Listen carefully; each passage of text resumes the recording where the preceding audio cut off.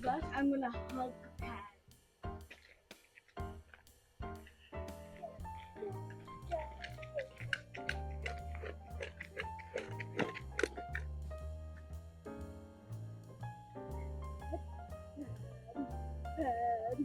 Patty, Patty.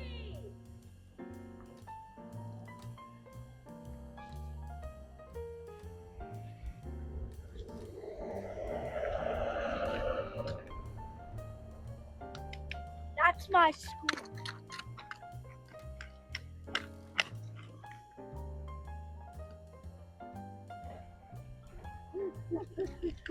Yes.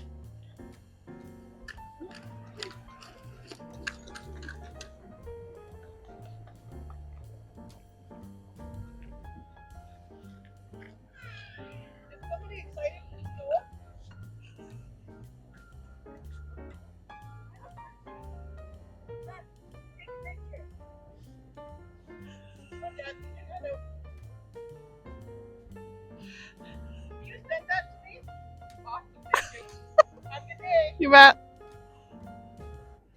First day of grade 4, and she is so excited, and I am so excited. I have a quiet house. It's been 2 months. It's just me and Gus, and I'll figure out what to do with my day. And so I was going to make a video about our sewage problems. I had a title and everything figured out, and then I went to the memory section of Facebook, and I really like doing that because I've been on Facebook for 15, 16, 20 years. And in the memory section, you can see on what was happening on this day for years into the past. And yesterday was my 2nd anniversary of my retirement from being an RN. And that is hugely impactful to my life and my happiness.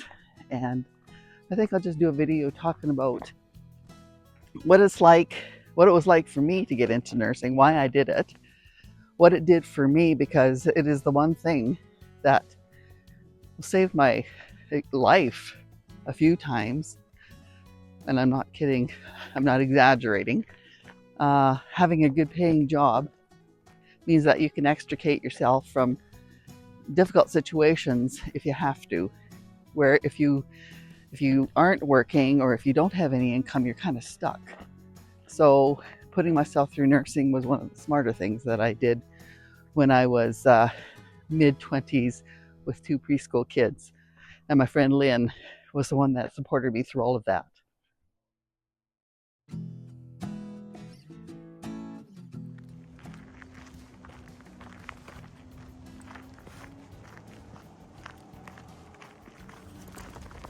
I thought I'd take you with me this morning on my morning walk with Gus. Now, in the morning, we do about 2 kilometers, and in the evening, we do about another 2 kilometers. It's just a nice little country lane road that we go up and down. It's usually pretty quiet. I try to avoid when everybody's coming home from work. Of course, Gus is all usually happy with the walking, but he's not happy with being tied to my waist so that I can, do all this. Now, today marks 2 years since I hung up my scrubs after more than 30 years as a registered nurse. Nursing wasn't just a career for me. It was my lifeline out of an abusive marriage, and the path that allowed me to raise 2 little kids on my own. Looking back, nursing gave me freedom, strength, and 1,000 stories, including the days when we could smoke at the nursing station. Yes, I'm that old. And now when you try to tell the young nurses about staff sitting around, doctors sitting around smoking at the station, they don't believe it. And then we used to have a smoking room that the staff could go to that was right beside the nursing station. And then eventually you can't even smoke on the property. So things have certainly changed in that area.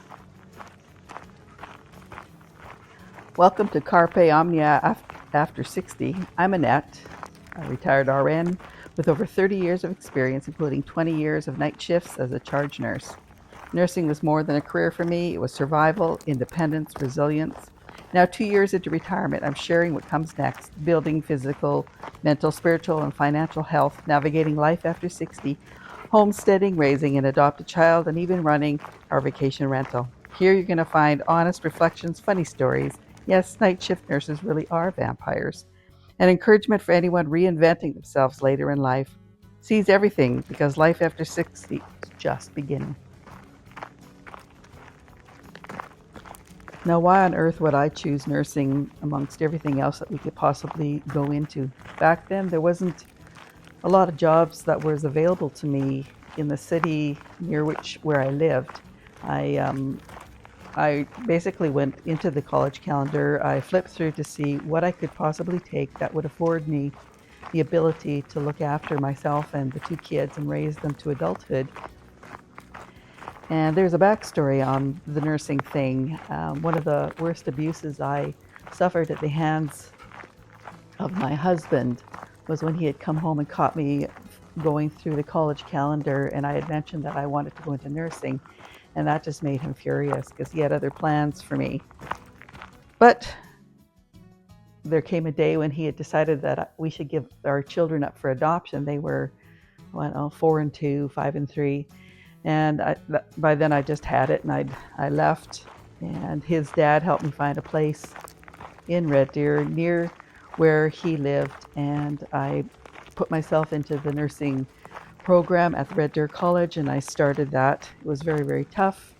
I did not have family support. My parents would not, they absolutely refused to help look after my kids at all, even on final exams. My younger sister wasn't even allowed to babysit the kids in their home because, according to them, I'd made my bed and now I have to lie in it.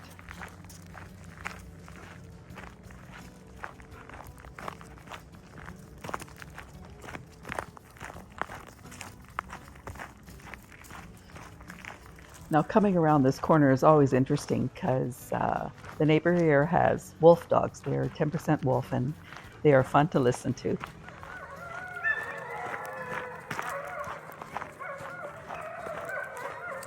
They might have been fun for me to listen to, but I'm not sure if Gus shared in my joy.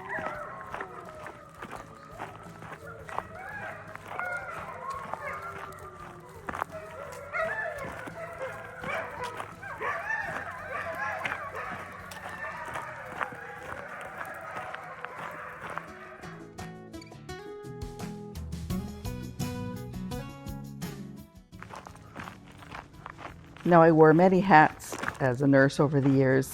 My first job, I had to drive an hour to get there. It was in a tiny, tiny little town of Trochu. Most of my class couldn't find employment because at that point the province didn't seem to need RN. So my class and a lot of the doctors moved down to the United States. But I started in Trochu. I was even able to work with chemotherapy. We did some strange and wonderful things out in that little town. Then I started working in Sundre. That's where there was the emergency experience and maternity experience. Then I did home care. Then I just jockeyed jobs until I could get full-time employment, and that landed me in long-term care, and that's where I stayed for over 20 years after that, most of that time in full-time night shifts. Now, night shifts taught me resilience, problem solving, independence. It also cost me my health, my sleep. There's a couple experiences that only night shift workers seem to understand. One is at the end of the night shift, when the day people start coming, just when my body's ready to collapse, the residents are starting to wake up, the meds are due, the day shift rolls in, all bright-eyed and chatty, and I'm just ready to lay down, and they turn all the lights. I used to call them day walkers. We loved seeing them, and it felt like it was freedom and relief, but then they turn on them hall lights, and suddenly our night shift vampire eyes are burning. I wrote a list of a few things that were different between the day shift and the night shift. Now, day shift gets supports by all the departments and the manager and everybody in sight. On night shift, nope. We're kind of on our own, and good luck trying to get any help.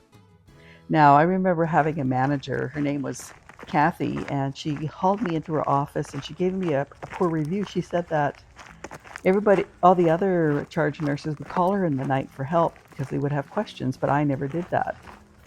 I told her that I didn't need to do that because I managed to figure things out on my own. I was surprised that this was a problem for her. And we also knew never to use the Q word, the quiet word, because as soon as you say, well, how's your shift going? It sure looks quiet. Well, then disaster was sure to come, and all the nurses knew that one. And then all these day people seemed to think that it was such an easy job because, don't you know, all the residents are sleeping all night when they absolutely were not. A lot of the residents don't know their night from their day, kind of like us night shift workers. The bed alarms going off on either side of the hallways sure taught us to be very, very fast. And there's the question about us drinking at 8 in the morning, getting the side eye from people when we order something in. Well, for us, it's 8 o'clock at night.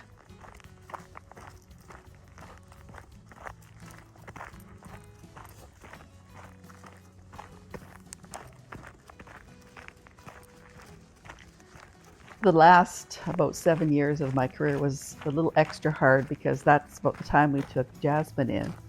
And my manager was fantastic. Owen's manager was fabulous, and we managed to juggle between our works, and we found a wonderful day home. And Michelle, who runs the day home, is our third hand, trying to jockey everything and manage everything around Jasmine and everything that we needed to do with social services and the 3 years of dealing with that mess. And I found that at the very end, I felt like I was working with my children, and even younger than my children, as you looked around yourself. And even the doctors looked like kids. And yeah, you felt really old and out of place finally. I remember a time when I saw a young man digging through the doctor's charts. He was in jeans and a regular t-shirt, and I gave him shit. I said, "What are you doing there?" And he gets bolt upright, and he turns to me and he goes, "My name is Justin, ma'am, and I'm a doctor." And I said, "Oh, sure you are." Anyway, he left.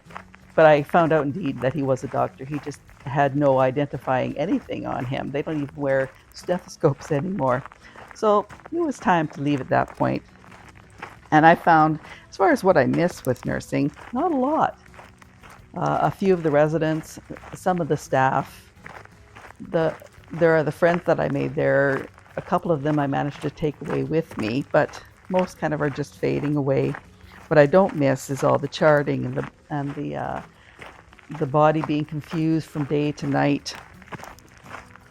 One thing that I really did not like about working night shifts, or just working at all, is all the time I missed from when Jasmine was in our home and me having to say goodbye to her and head off to the night shift. It was kind of nice for me when I finally retired that Jasmine and I can start building a better bond. Yeah, she's getting a little older. She's 9 now. She's going to be turning into a young lady, and I'll be here to help her with everything that she needs. It was just best for everybody that I retired when I did. Better for my health, better for our family. Hits the wallet a little bit because your income sure drops down when you go into your pension. But all in all, we're just figuring it all out and making it all work, and that's best for everybody concerned.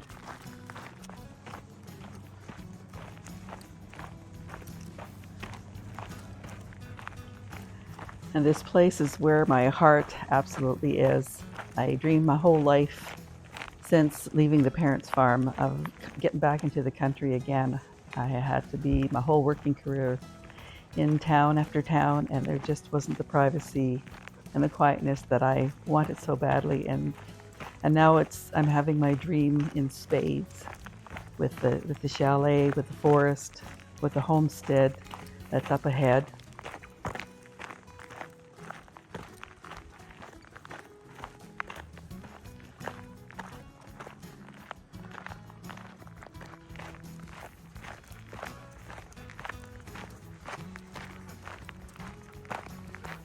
Home sweet home. If there's one thing I've learned, it's that our choices and hard times can shape not just our survival, but our freedom.